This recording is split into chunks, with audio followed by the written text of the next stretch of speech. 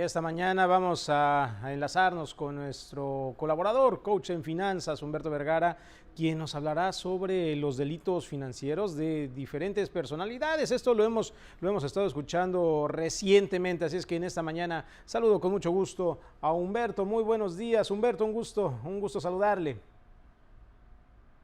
Aquí disfrutando de la libertad que nos dio no tener las redes sociales y algunos otros sufriendo.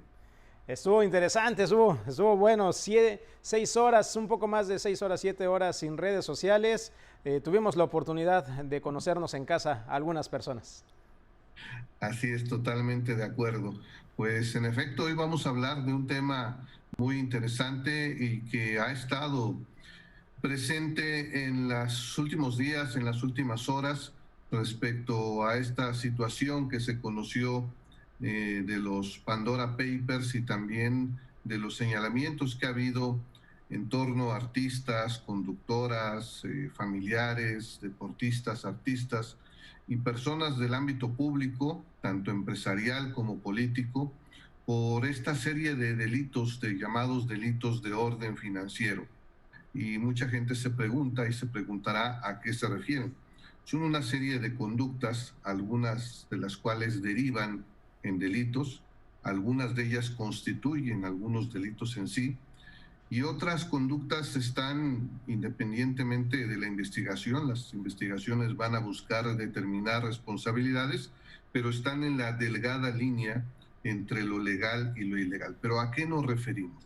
En un principio nos referimos a la corrupción, que implica también varias conductas ilícitas. La gran mayoría tenemos una idea de lo que se refiere, pero entre otras cosas, se trata de un ejercicio indebido de la autoridad, del servicio público, del uso indebido de atribuciones para obtener un beneficio a través del tráfico de influencias, a través de tomar ciertas decisiones que beneficien a ciertas personas o empresas, en muchas ocasiones con un sobreprecio o con la búsqueda de una retribución económica por tomar cierta decisión, por elegir a cierto proveedor, por firmar cierto contrato, que pongamos un ejemplo, un servicio, un producto, una serie de productos que cuesten 1 millón de pesos, y entonces son personas que autorizan por 1,5 millones o dos, es decir, 50 o 100% o inclusive 200% u otros porcentajes, es decir, se autoriza un pago indebido. Entonces, producto de estos flujos de recursos, se genera la necesidad de ocultar esos recursos, y eso se llama ocultación de activos o lavado de dinero. Por un lado se trata de ocultar el dinero, pero por otro lado también se trata de ingresar ese dinero al sistema financiero.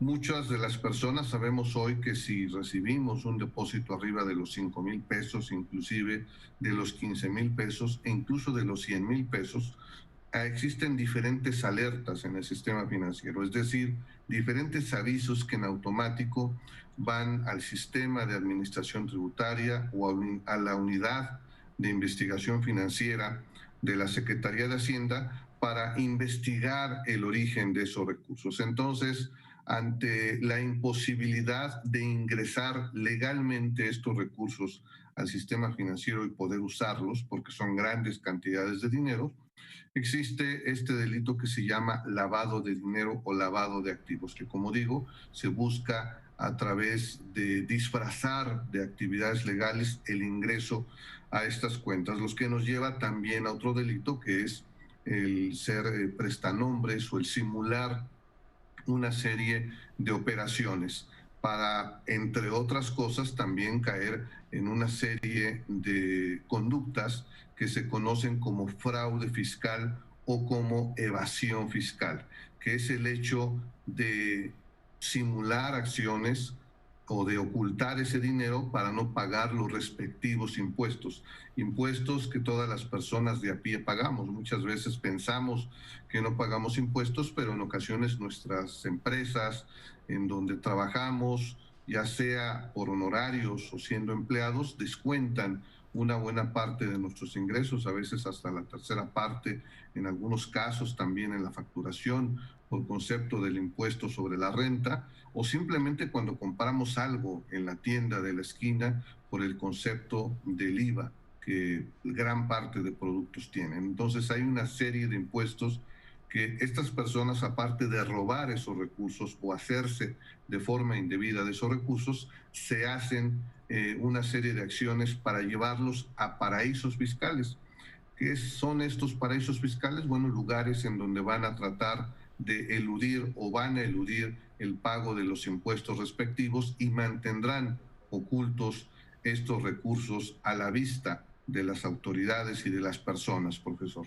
Y es algo muy, muy interesante, Humberto, que me gustaría que lo podamos platicar más adelante, porque definitivamente es un tema del que tenemos tela para cortar demasiado, tenemos mucho para poder platicar. Sin embargo, en esta ocasión se nos terminó el tiempo, Humberto, pero sí, con todo gusto lo seguimos platicando en la próxima ocasión. Es muy interesante y buenísimo, y nos quedamos aquí con puntos suspensivos para que nuestros televidentes nos sigan la próxima y podamos seguirle, porque no es concluir, seguirle en este tema. Muchas gracias, Humberto. Gracias, profesor. Hasta pronto. Hasta luego, muchísimas gracias, Humberto Vergara. Él es nuestro colaborador en finanzas y, por supuesto, vea lo que nos estuvo hablando. Ahora